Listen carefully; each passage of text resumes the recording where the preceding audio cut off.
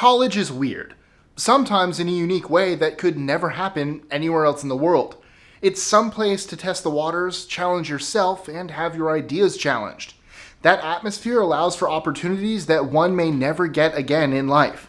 Sometimes people lose a little bit of perspective on life outside of that bubble. Then things get weird. I'm Mike with List 25, and from Serenading to Skeletons, here are 25 ways to prove that college is a strange place.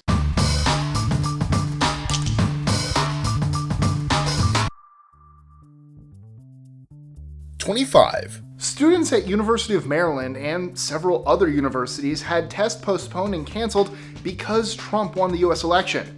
Look, however you feel about the 2016 US presidential election results, millions upon millions of working class Americans got up on Tuesday, November 9th and went to work. As you do. 24. James W. Dooley is a skeleton and the unofficial mascot of Emory University. His first appearance was in 1899 in the form of letters written to the Emory Phoenix, the student publication, from his home in the science lab. Dooley shows up on campus several times a year, the student dressed as a skeleton, in a top hat and gloves to preside over campus. Random walking skeleton in top hat shows up, everyone is excited and shows him fealty, and it's not Halloween. Okay. 23. Every year, around when the spring semester starts, probably spring, students at NC State take part in a magical tradition called the Krispy Kreme Challenge, which consists of a 5-mile race to and from the local Krispy Kreme store, and each participant eats a dozen donuts in an hour or less, and they do it in costume. 22. There was a riot, a legitimate riot with over 20 student arrests and hundreds of thousands of dollars in property damage, fires, and 5 people treated at a hospital in March of 2010 at the University of Maryland College Park after the university's basketball team won a game. Their team won and they rioted. Riots also happened after basketball wins in 2002 and a smaller but still damaging celebration after the 2006 women's basketball team defeated Duke. 21. Vassar College has a tradition called Serenading, wherein freshmen sing insults as seniors walk door to door and are pelted with water balloons filled with condiments. While going door to door and singing isn't that weird in a historical context, and neither is throwing food, planning to throw condiments at people while singing mean songs on a specific date raises so many questions. Like, who cleans it up? 20. Regularly, people in college go to the home of someone they don't know to a raucous gathering made up of mostly people they don't know and play with substances or alcohol they have little to no experience with or push their limits. While it's undoubtedly a good time, taking a step back, that's kind of bizarre. A big leap of faith and perhaps, just perhaps, a bunch of barely beyond adolescents experimenting with weird substances with strangers is not the best idea. I'm not judging, but there are questions. 19. Students at Georgetown University gather every Halloween in the cemetery and howl at the moon in a ritual/tradition known as the Healy Howl. It has something to do with The Exorcist being filmed around there many years ago, but it's not clear. Were there lycanthropes in The Exorcist? I wouldn't know. That movie's scary. I don't like scary movies. Why? They're scary. 18. Full moon on the quad may sound like an arcane ritual or really neat concert event, but it's actually a school-sponsored freshman makeout session at Stanford University. Yeah, that Stanford. That's a thing. Normally it's held under the first full moon in October, but this year Stanford is holding it during the winter quarter and trying to make it more about school spirit and consent. 17. The campus of Sewanee, the University of the South, is huge. And so beautiful, it's supposedly the home of angels. Yep, students can even take one with them by tapping the roof of their car to pick one up on their way out and tapping again upon their return to release it. Apparently their angels are well trained. 16. Emma Solkowitz graduated from Columbia University in 2015. Before that, she made what turned out to be a fake rape accusation against a fellow student, ruined his reputation, and turned her accusations into an art project where she carried around her mattress on campus. To recap, made up a story, carried around a mattress, got school credit and national attention, ruined a young man's life, Hailed as a hero even after everyone knows it was a lie. Yep, that counts as bizarre. 15. To help cope with the stress of finals in the 1970s, Tufts University students started running naked across the quad in winter. I'm running naked across the quad in winter. Originally known as the West Hall Naked Quad Run, the event faded into obscurity for a bit, but was revived in the 1990s by West Hall residents. Dorm residents would warm themselves with alcohol, gather in the basement of West Hall, strip, and then go for a run. In December in 2011, the event was suspended due to concerns about alcohol consumption and, groping. You don't say. I wasn't really naked. 14. Affirmative action bake sales and gender equality bake sales are a thing. This is a type of protest used to illustrate whatever you're for or against. In affirmative action bake sales, whites and Asian students are charged more for a cupcake, black and Latino students less. In a pay gap bake sale, men are charged $1 and women are charged 77 cents, despite the pay gap being disproven over and over again. Generally, these bake sales cause outrage and cries of racism and sexism, which is the point. Nothing says equality like charging someone more for their gender or race. 13. Dorms segregated by race in 2016. California State University LA has offered separate dorms for black students. White students aren't allowed. Supposedly this is acceptable because black students want a safe space from white students. However, when this was done in reverse less than a century ago, it was called racism. CSULA gets around the pesky legality of actually fully segregated housing by saying that any student is open to apply, and the dorm in question is for students who wish to focus on African American/Black American issues and studies. The argument is segregation versus sanctuary, and Cal State LA isn't the only school to have such dorms, because going to college to expand your horizons and grow means only having to live around people who are culturally like yourself and constantly validate your opinions. Note the sarcasm. 12. In 1990, 100 Ohio State students jumped in freezing Mirror Lake to celebrate their football team's victory over their rivals, Michigan.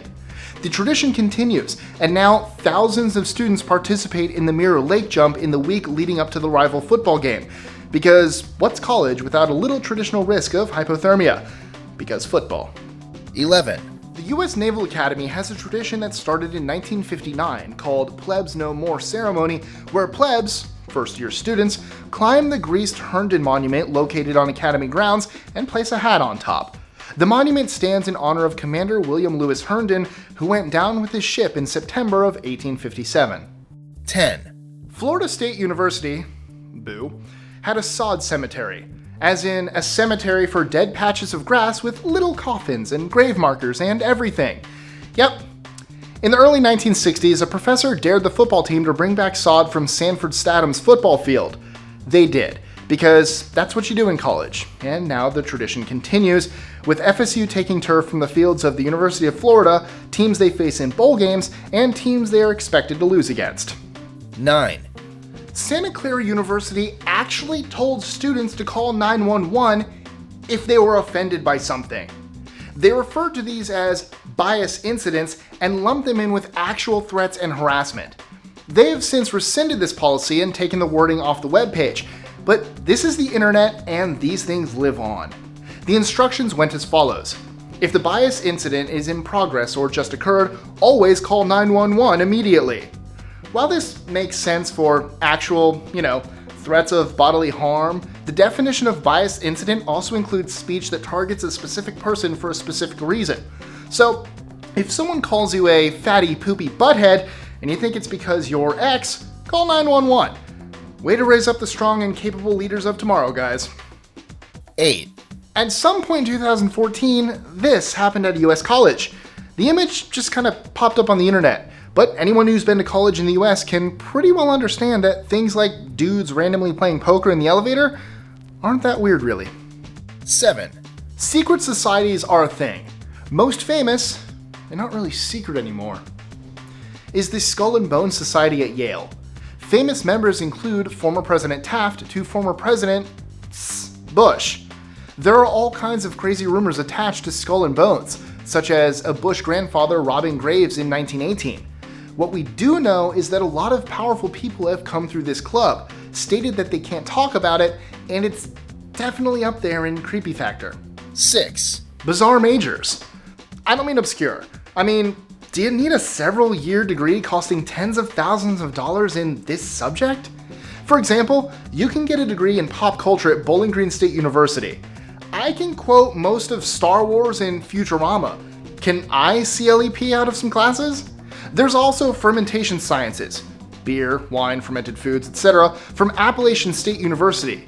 Decision making at Indiana University, turfgrass science, maintaining sports fields at Penn State University, or the Beatles, Liverpool Hope University. Yes, those Beatles. You can get a master's degree about a pop music band. 5, Depending on how large the university is, there may be a separate office of the local police just for that college. Meaning, if you call the cops, you're going to get college cops. But wait, there's more. In 2011, the U.S. Education Department's Office for Civil Rights wrote a letter confirming that colleges should use a lower standard of evidence than criminal courts when trying sexual assault complaints. So, in the real world, if you're accused of rape, there's due process, and you must be proven guilty with things like, evidence. If you're in college, there's admittedly a lower standard of evidence, and there's college process, which can vary widely. Officials have even admitted that the reason there are separate college courts is because many cases wouldn't be taken by a prosecutor due to lack of evidence and burden of proof. There are also college parking citations and people, usually students, who can walk around and hand out citations for things like not wearing school colors on School Spirit Day, again, depending on the campus. It's still unclear how having a fake court with lowered burden of proof, separate police, and nonsense citations for people who are legally adults is beneficial to the students or society as a whole. Many argue that it isn't. When you take a step back, it's really a lapse in protection for both accused and victims. And also weird. 4, "Don't tase me, bro" became a phrase that will live in infamy on September 17th, 2007, when campus police tased a student at the University of Florida after he uttered these words. 21-year-old undergrad student Andrew Meyer asked a question of Senator John Kerry, who was a guest speaker, after the question period ended, though with permission to do so, when he was forcibly pulled away from the microphone. He was forcibly restrained and yelled, "Don't tase me, bro!" when an officer did, in fact, tase him. Meyer trademarked the phrase later that month due to its widespread use and appearance on t-shirts. We also have Tebow, so there's that. That's how we make the list. Cool. 3, The Friday before spring break at Cornell University is Dragon Day. Freshman architecture students build a giant dragon and parade it around campus. In the 80s, the engineering students, there's a bit of a rivalry there, founded the Phoenix Society and made a knight to ride out and meet the dragon. So there's a dragon and a knight, or Phoenix or Viking or something. It doesn't end there. The physics department makes a unicorn because why not? It should be noted that the physics and engineering department's participation is, sporadic. The Nard Dog would be so proud. 2, Organic chemistry isn't fun. Organic chemistry finals aren't fun for anyone, particularly for those who are studying. The Columbia University Marching Band has decided to add a little levity to the drudgery that is studying for organic chem by playing in the reading room at Butler Library in an annual event known as Orgo Night, to distract students from studying. There are also jokes and all sorts of tomfoolery. No one is quite sure when Orgo Night started, but some believe it started as a random prank in the 60s. 1, While no one is denying that it's important to have a comfortable place to decompress and tune out the world after a stressful day, for most of the world, this is inside their home or at a bar. Not so for our esteemed US universities, which have offered such things as a cry-in, where a campus thoroughfare is set aside as a safe space for students to cry while faculty handed out hot cocoa, University of Michigan, and a safe space with therapy dogs and Play-Doh when a speaker with opinions students don't like comes to campus, Oberlin College. Publicly funded universities have done this with university monies from taxpayers. Once upon a time, college was a place where you went to have your ideas challenged and grow as a person. Now they're for hot cocoa and Play-Doh. As Time put it, there should be no safe spaces from intellectual thought. So, what's something weird your college does? Let us know in the comments below. Enjoying our lists? Be sure to click that subscribe button in the top right corner so you don't miss out on new ones every Monday through Friday. Share them with your friends and help us consistently conciliate curiosity. And if you want even more lists, check out these 2 videos here, or just head to our website at list25.com.